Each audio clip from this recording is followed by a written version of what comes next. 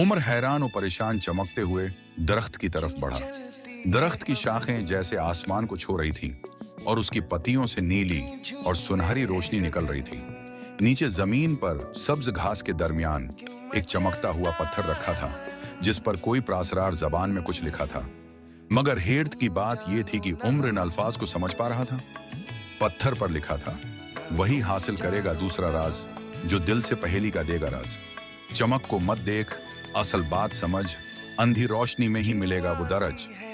उमर ने ये पहेली बार बार दोहराई। वो सोचने लगा, अंधी रोशनी, असल बात, ये तो कुछ अजीब सा है। तभी उसे महसूस हुआ कि दरख्त की रोशनी कुछ लम्हों के लिए मध्यम हुई और पत्ते हिलने लगे जैसे वो कोई पैगाम दे रहे हों। अचानक करीब की झाड़ियों से हल्की आवाज आई, खराश खराश। उमर चौंक कर पीछे मुड़ा। एक छोटा सा जानवर, शायद कोई जादू